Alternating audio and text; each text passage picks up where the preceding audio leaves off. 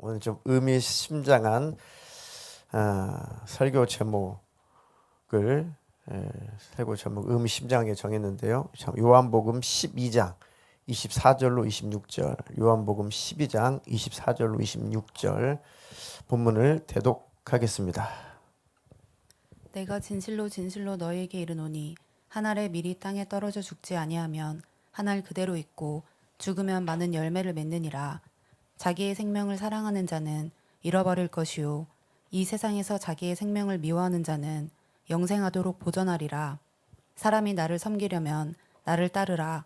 나 있는 곳에 나를 섬기는 자도 거기 있으리니 사람이 나를 섬기면 내 아버지께서 그를 귀히 여기시리라. 아멘. 아멘, 아멘. 네, 오늘 큐티 본문 중에 일부죠. 요한복음 12장 24절로 26절 중심으로 설교 제목 우리 두 번 같이 읽겠습니다. 시작. 죽자 그래야 산다. 죽자 그래야 산. 두 번 하시자고 했는데 안 죽고 싶으시네요. 죽어보자. 성경 읽다 보니까요. 설교 제목이 딱 가슴에 떠오르더라고요. 죽자. 내가 안 죽어서 문제다. 내가 죽어야 내 영혼 살고, 내가 죽어야 내 가족, 내 이웃 산다. 내가 죽어야 하나님의 뜻이 산다. 네, 그거구나. 그것을 예수님께서 몸소 우리에게 실행하시면서 우리에게 본을 보이신 거죠.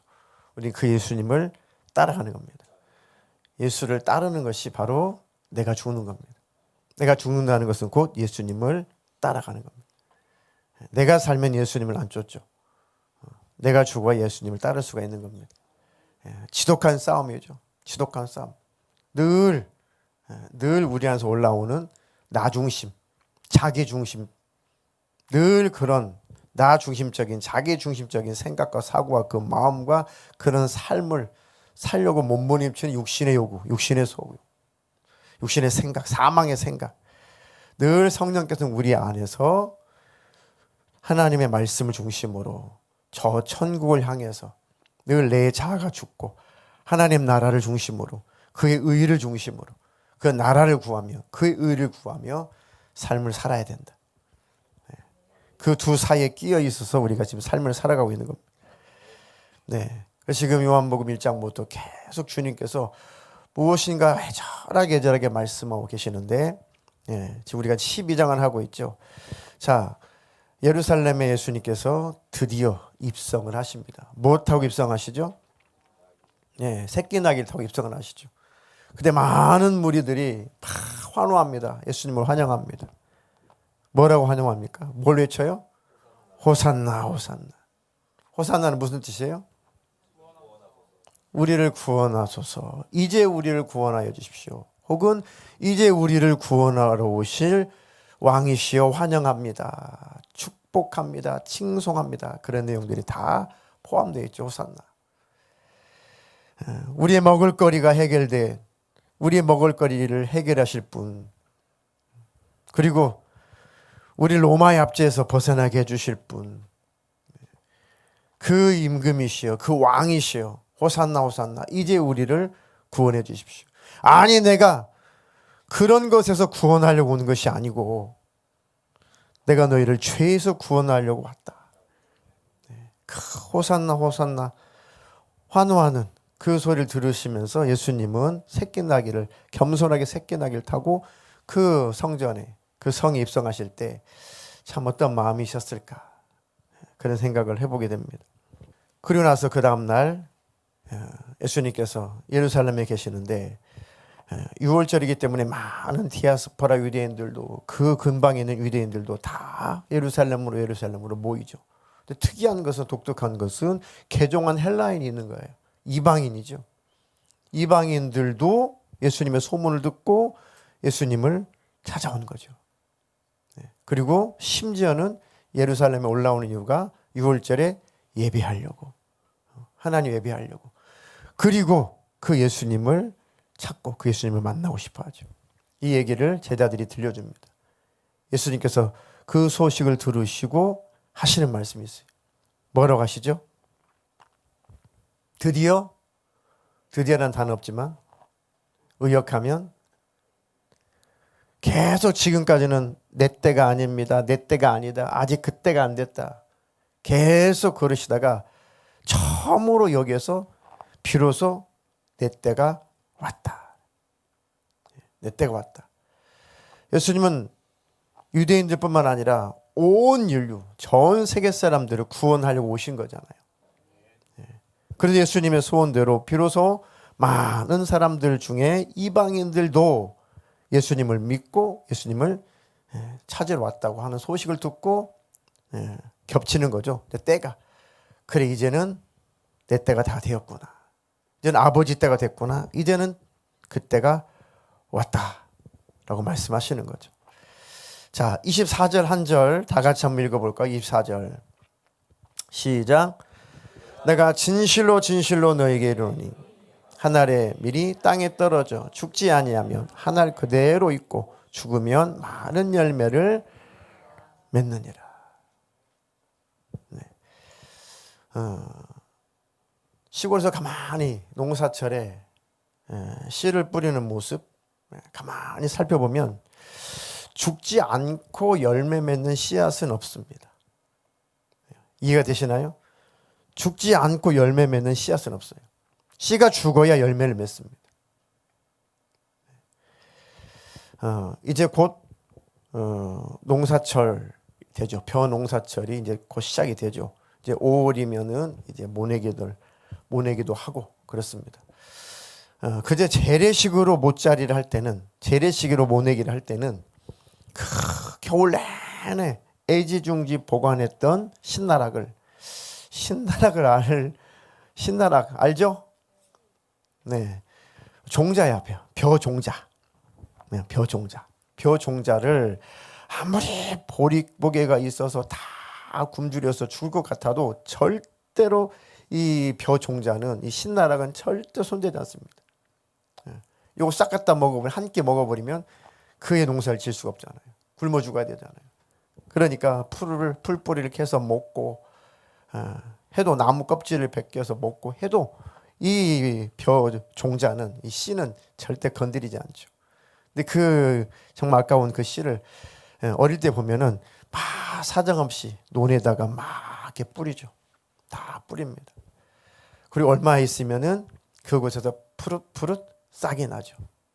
그리고 나서 그 다 웬만큼 자라면 그것을 다 이게 뽑아다가 논에다 심죠.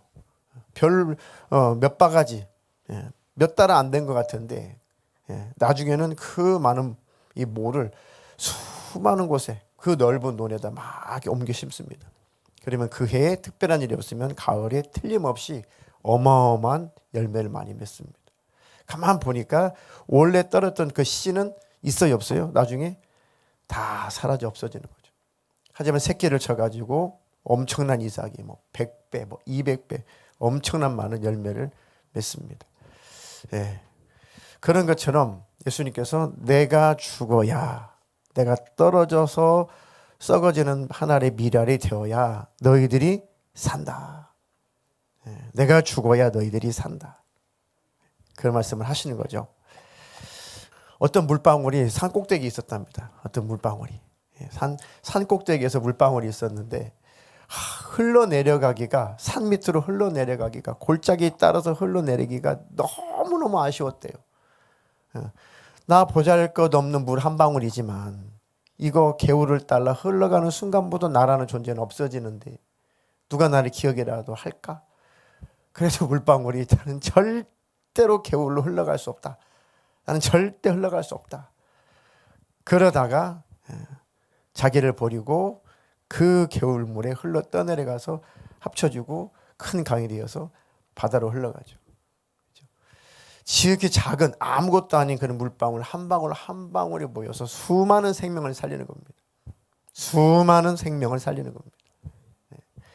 우리도 이와 같습니다. 나 하나 별것 아닌 것 같지만 나 하나 우리가 되어서 하나님의 큰 역사를 이룰 수가 있는 거죠. 네. 촛불을 많이 보시죠. 촛불. 지금은 촛불 킬 일이 별로 없는 것 같아요. 그죠? 저 어릴 때만 해도 진짜 불 많이 나갔어요. 전기 많이 나갔죠. 그냥 초를 갖다가 초를 킵니다. 가만히 보면 시간이 지나면 점점 초가 자기 몸을 태우죠. 점점 자기가 사라진 만큼 캄캄한 방안을 환히 비칩니다. 캄캄한 금은밤일수록, 그죠? 이 초 하나가 굉장히 방을 밝게 밝힙니다. 초가 자기를 다 없애는 것 같고 자기를 다 녹이는 것 같아도 그 덕분에, 그 녹아지는 것 덕분에, 자기를 태우는 덕분에 방안을 환하게 비추죠. 그게 바로 자기를 죽이는 겁니다. 자기를 부인하는 거죠. 엄마들이 아이를 낳는 걸 가만 보면 참 신비해요. 엄마들이 아기를 딱, 배에 엄마들이 아기를 가지면 가만 보면 다 자기를 내려놓더라고요. 자기를 다 버려요. 그렇죠? 점점 그 몸매도 다 내려놓고, 곱디고 온 얼굴도 다 이렇게 부르터가지고 내려놓고, 만삭이 될수록 배는 터가지고 짝짝 갈라지고, 배가 이렇게 나오니까 가만 보면 몸매 없어지죠. 다 내려놓습니다. 그래도 좋아요. 왜요? 그 배에서 생명이 약동하고 있으니까. 그 아이가 태어날 것을 생각하니까 모든 것을 다 내려놔도 마음속에서는 기쁨이 있는 거죠. 기쁨이 있습니다. 그리고 아이가 나면은 엄마들은 더 내려놓습니다. 더 죽습니다. 그래서 그 아이가 잘 자라나는 거죠.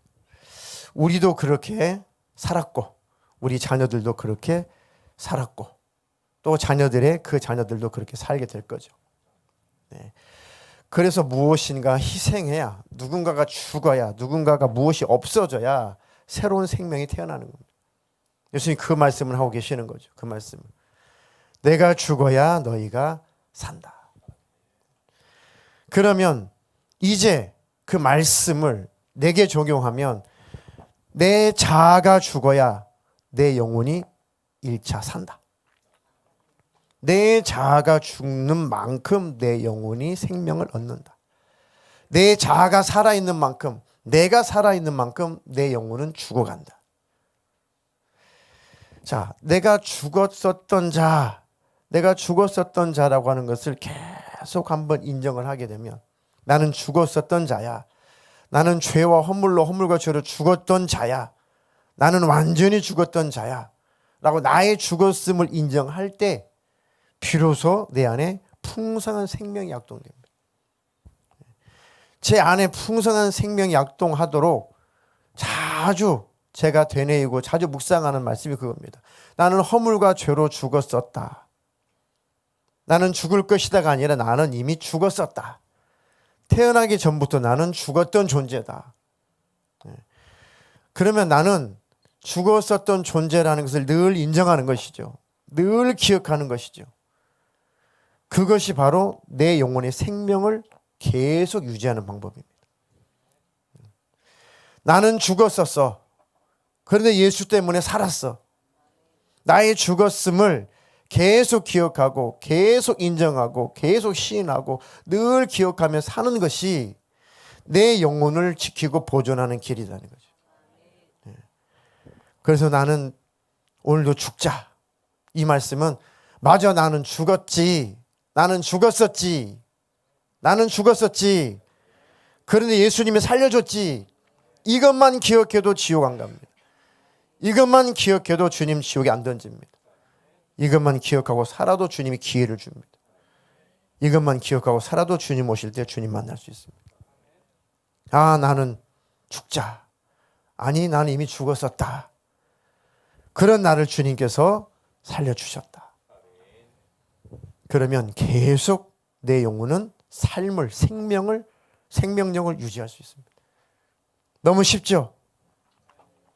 내가 하나님 나라 천국에 들어가는 것, 내가 믿음을 잘 유지하는 것, 내 영혼의 생명을 잘 유지하는 것은 죽는 거예요, 죽는 거. 죽었음을 인정하는 거. 아주 쉽습니다. 그게 인정이 되어야 복음이 들어온다고 말씀드렸죠.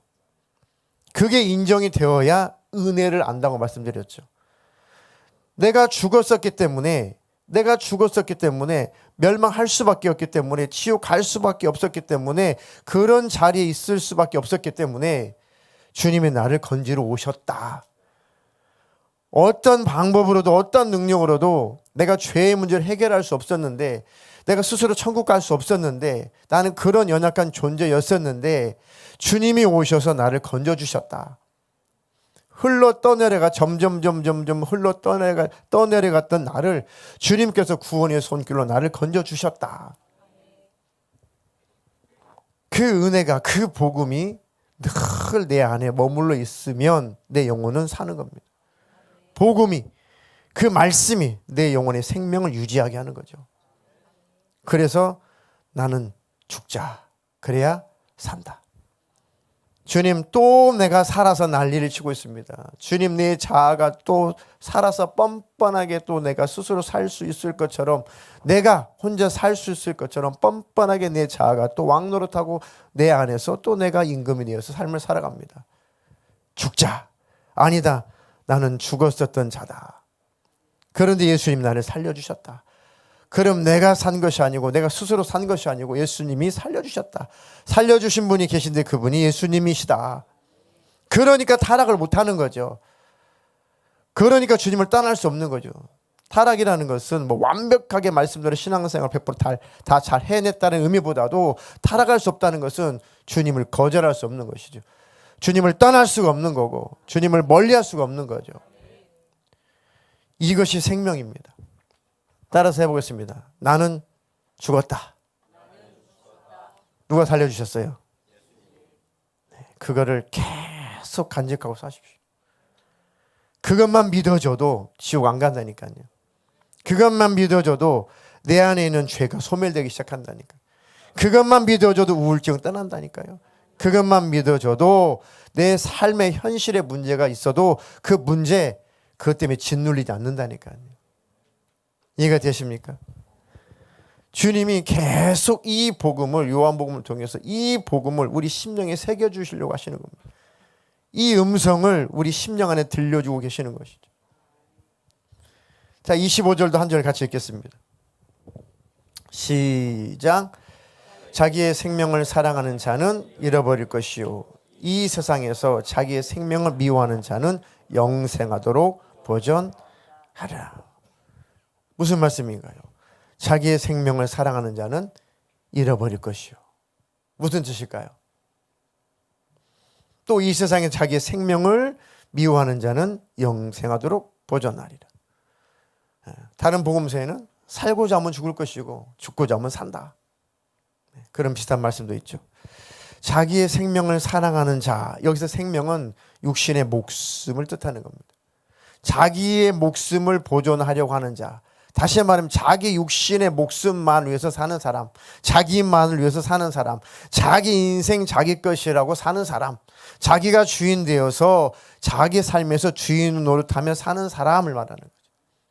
그게 바로 자기를 사랑하는 사람, 자기 육신을 사랑하는 사람.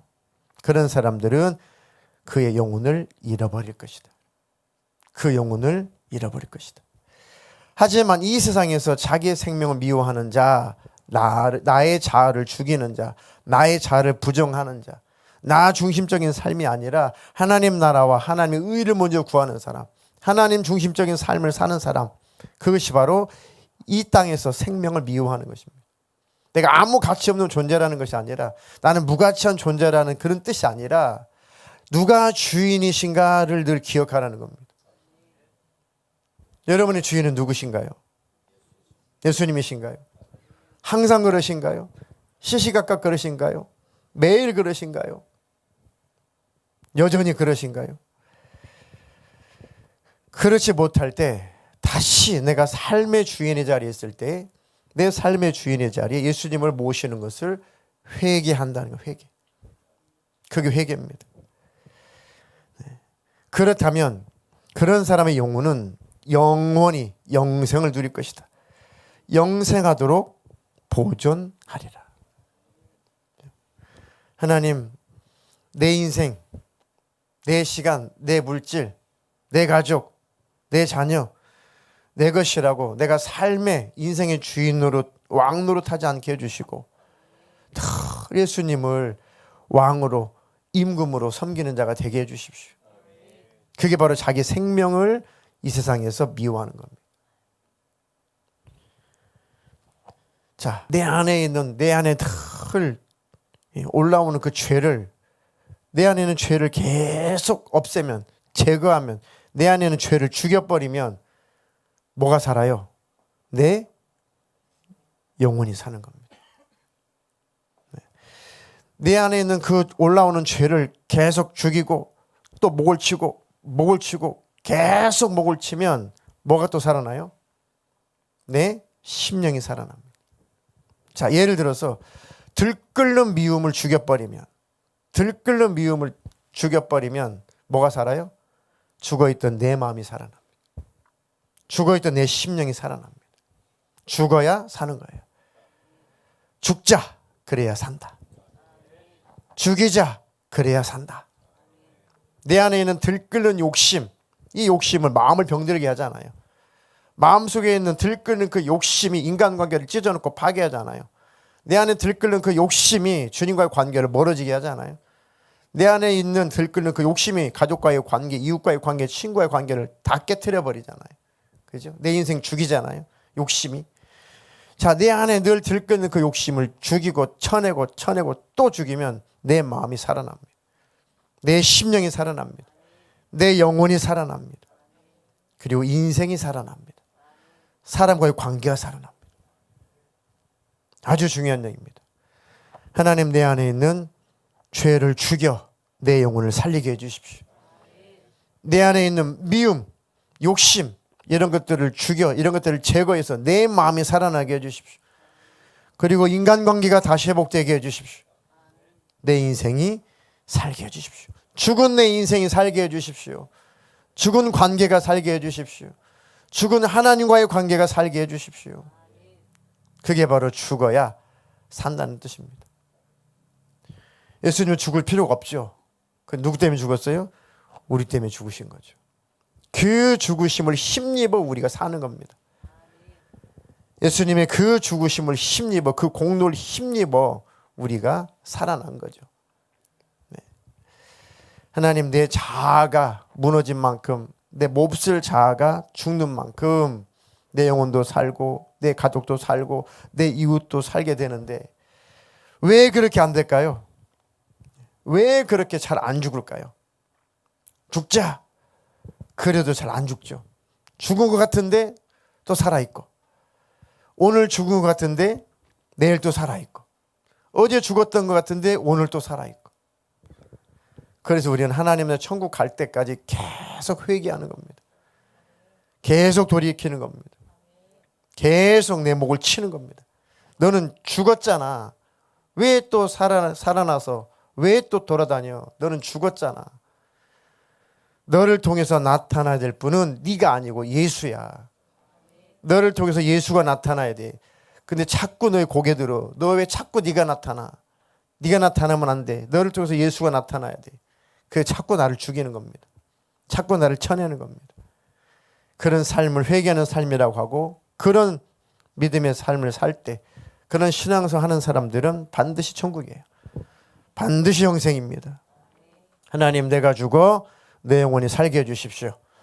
내가 죽어 내 가족이 살게 해주십시오. 내가 죽어 내 부모가 살게 해주시고, 내가 죽어 내 자식이 살게 해주십시오. 내가 죽어 내 형제자매가 살게 해주시고, 내가 죽어 내 친구, 내 직장 동료, 내 이웃이 살게 해주시고, 내가 죽어 교회가 살게 해주시고, 내가 죽어서 셀이 살게 해주시고, 내가 죽어 우리 실이 살게 해주십시오. 내가 죽어서 내 이웃이 살게 해주십시오. 아멘이신가요? 네. 그렇게 주님께서 지금 계속 우리에게 말씀하시는데 들리시나요? 네. 그 음성이 들리시나요? 예수님께서 이제 그때가 됐다. 내 때가 됐다. 그 때를 말씀하시면서 27절에 한 번 더 때에 대해서 말씀하시죠. 27절 대독해 주시겠습니다. 지금 내 마음이 괴로우니 무슨 말을 하리요? 아버지여, 나를 구원하여 이때를 변하게 하여 주옵소서. 그러나 내가 이를 위하여 이때에 왔나이다. 아멘. 주님께서는 십자가의 사건을 앞두고 마치 겟세마네 동산에서 아주 떨어지는 땀방울이 핏방울이 되듯이 그 기도하셨던 그 상황을 요한은 미리 끌어당겨서 예수님의 마음을 먼저 표현하고 있는 거죠. 지금 십자가의 사건을 앞두고 이제 예수님은 때가 됐어요. 죽을 때가 되었습니다. 세상에 태어나서 죽고 싶어서 태어난 사람이 있을까요? 죽으려고 태어난 사람이 있어요. 죽으려고. 누가 이 땅에 왔다 간 사람 중에 누가 죽으려고 태어났을까? 그죠? 누가 죽고 싶어서 살까? 예수님만 그렇게 죽고 싶어요. 우울증 걸리셔서? 염세주의자라서? 아니요. 우리 살리려고. 우리 구원하시려고. 그렇게 죽고 싶어요. 그렇게. 그런데 완전한 하나님이시지만 완전한 사람이기 때문에 사람의 몸, 사람의 육체를 가지고 오셨기 때문에 이렇게 표현하시는 거죠. 저는 예수님 이런 표현이 더 절절해요. 그냥 예수님 신이니까 뭐 하나님이니까 뭐 그까짓 잠깐 고통 좀 견디고 잠깐 죽었다 살아나면 우리 구원인데 그게 아니라 예수님이 정직하게 솔직하게 마음속에 있는 그것을 고백하시잖아요. 내 마음이 괴로우니 내가 무슨 말을 할게. 말을 못 잇는 거죠. 십자가의 사건을 앞두고 너무 고통스러운 거 생각이. 내가 죽을 지경이다. 죽을 지경이다. 내 마음이 괴로우니 내가 무슨 말 하겠냐. 그 십자가의 그 사건만 생각하면 내가 말을 못 하겠다. 말을 못 하겠다. 왜요? 완벽한 사람이라서 그래요. 완벽한 사람. 신이지만 사람이라니까요. 그게 신비예요. 예수님의 신비가 완전한 신인데 또 완벽한 인간이란 말이에요. 완벽한 인간의 입장에서 말씀하시는 겁니다. 완벽한 사람의 입장에서 말씀하시는 거예요. 그 누가 좋으냐고요. 누가 좋아요. 그 잔인한 고문을 당하고 잔인하게 고통당하며 잔인하게 죽임을 당할 것을 알고 계시는데 얼마나 그 일 앞두고 괴롭겠냐고요. 아버지 나를 구원하여 이 때를 면하게 하여 주옵소서. 그래서 성경은 사실인 거예요. 그래서 성경은 가식이 없는 겁니다. 진실한 겁니다. 이렇게 육체로는 감당하기가 너무 괴로워서 이 일이 좀 지나갔으면 이 방법이 아니었으면 좋겠는데 이 방법밖에 없다는 거잖아요.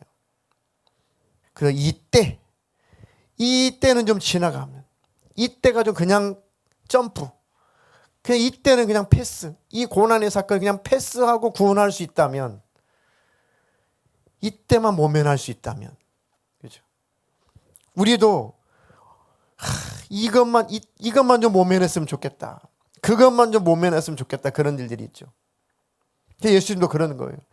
야, 이 십자가 사건만 좀 면했으면 이 십자가 사건만 좀 패스했으면 참 좋겠는데 그런데 그것이 아니면 그때가 아니면 그 사건을 감당하지 않으면 우리를 구원할 수 없잖아요. 예수님이 싫어서가 아니라 완벽한 사람의 몸을 가졌으니까 정직하게 솔직하게 예수님이 고백하고 계시는 겁니다. 싫어서가 아니라 그 고뇌를 예수님은 지금 솔직하게 정직하게 말씀하고 계시는 거예요. 그러니까 더 가슴이 와닿죠. 그러니까 더 가슴이 와닿죠. 완벽한 사람이었다니까요. 배고팠고 졸렸고 또 주무셨고 그죠? 그러나 내가 이를 위하여 이때에 왔나이다. 내가 이때를 위해서 왔습니다. 그런 뜻이죠. 내가 이것을 위해서 왔습니다.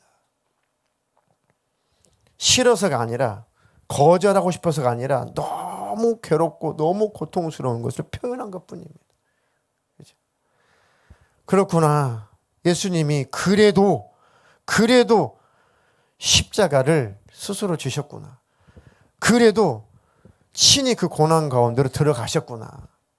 이런 마음이셨어도 그래도 잡혀가셨구나. 자기 목숨을 내어 주셨구나. 그러니까 더 큰 은혜가 되는 거죠.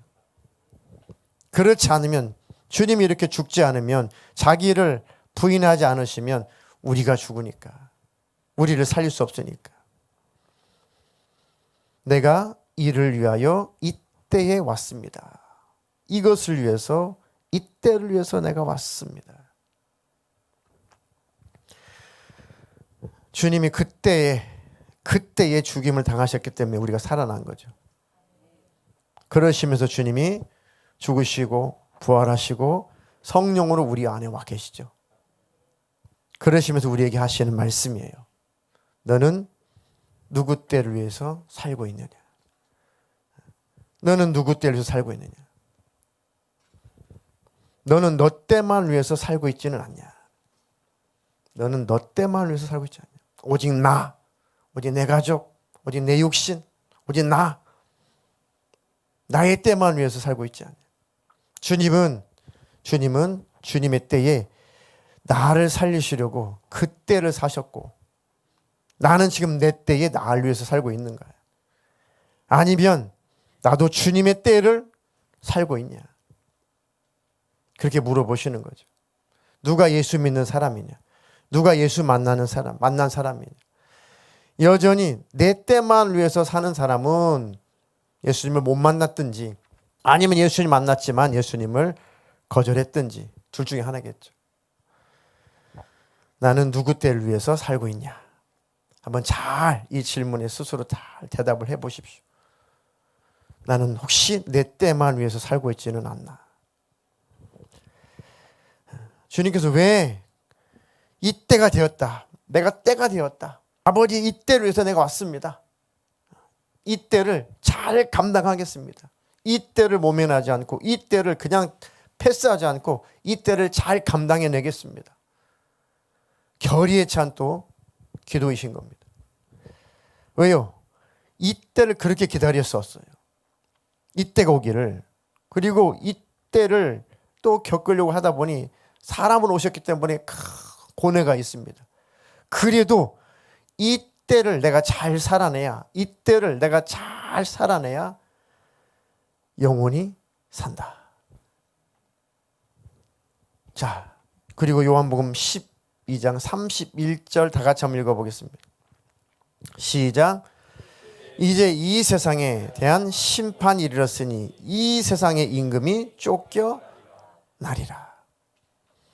내가 이때를 살아내야 바로 사탄을, 이 마귀, 세상 임금을 심판해서, 정죄해서 쫓아낼 수가 있다. 그래서 이때를 그렇게 기다리신 겁니다. 죽음이 예수님을 지배한 것 같은데, 아니요.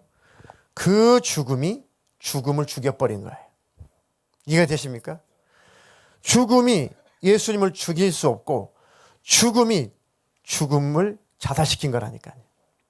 이해가 되십니까?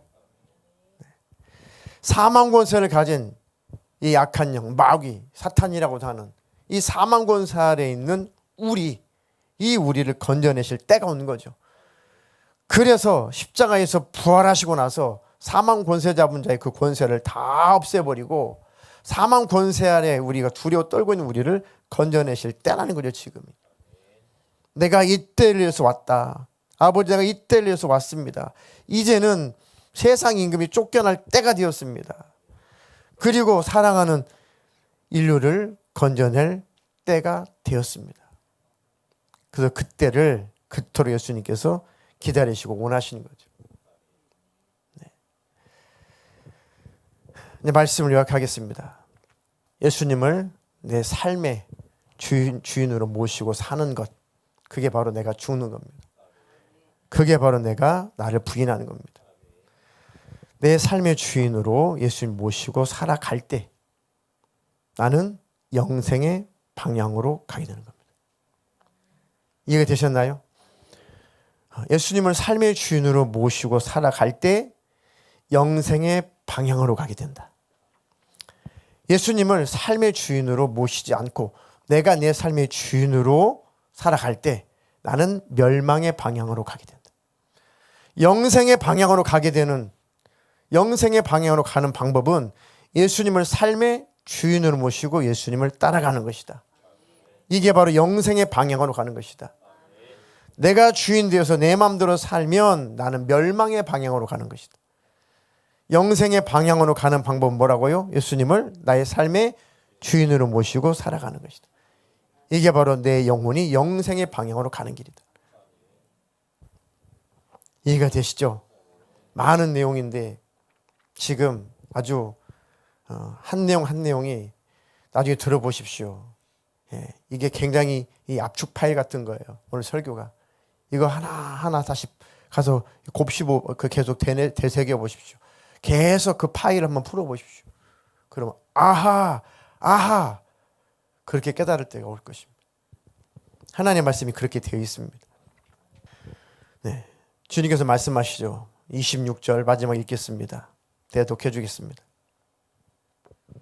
사람이 나를 섬기려면 나를 따르라. 나 있는 곳에 나를 섬기는 자도 거기 있으리니 사람이 나를 섬기면 내 아버지께서 그를 귀히 여기시리라. 아멘. 사람이 나를 섬기려면 나를 따르라. 예수님을 섬기려면은 첫 번째 예수님을 따르는 겁니다. 그죠? 예수님을 섬기려면은 첫 번째가 예수님을 따르는 거다. 그러면 나를 버리는 거구나. 내가 가고 싶은 방향을 버리는구나. 방향부터 전환하는 거구나. 예수님을 섬긴다는 것은 인생의 방향부터 전환하는 거구나. 예수님을 따르는 것부터 예수님을 섬김이 시작되는 거구나. 예수님을 섬긴다고 하면서 예수님을 따르지 않으면 어불성설이죠. 예수님을 따라야 예수님을 섬기든지 말든지 하지 않겠습니까? 나를 섬기는 자도 거기 있으리니 어디 있을 거라는 거예요? 천국에 있을 것이다. 또 주님 계신 곳에 있을 것이다. 천국이든 어디든 주님을 따르면 현실 세계든 천국이든 바로 주님과 함께 있을 것이다. 주님 계신 곳에 내가 있을 것이다.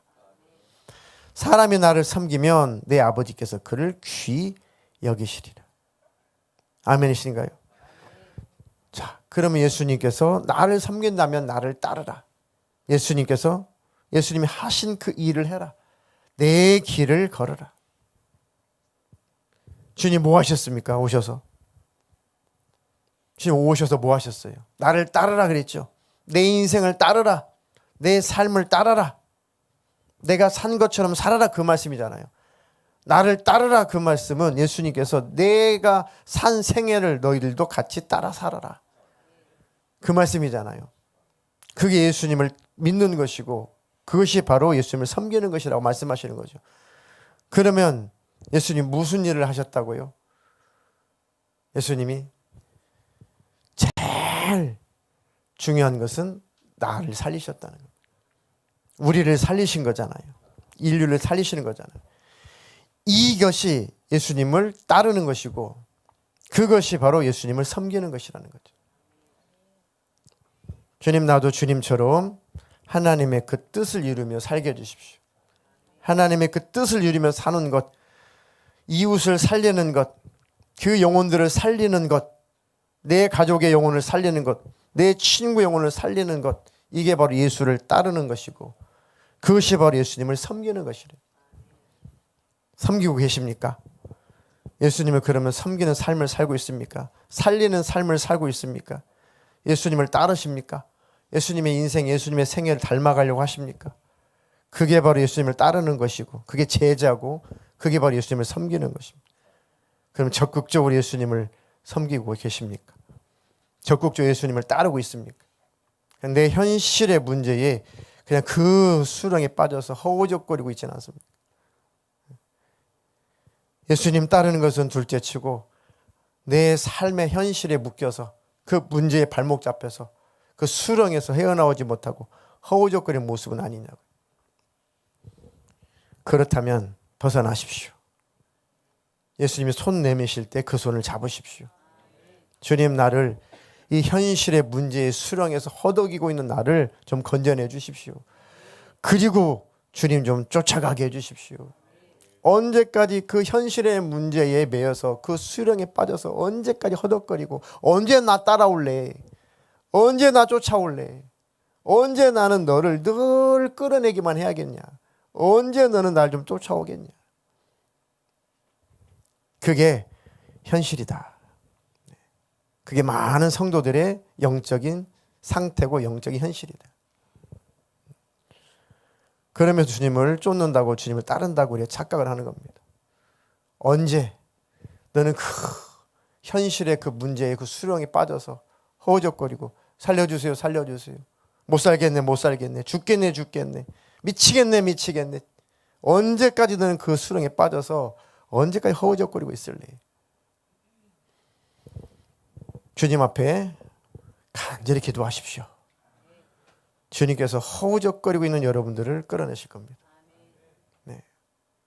눈빛을 보면 많은 분들이 현실의 삶에 허우적거려요. 그 감정의 그 수렁에 빠져서, 자기 감정의 수렁에 빠져서 허우적거려 죽겠어요. 막 못 견뎌. 감정의 수렁에 빠져서 너무 힘들어. 주님 앞에 부르짖으십시오. 주님 나를 건져 주십시오. 주님 나를 구원해 주십시오.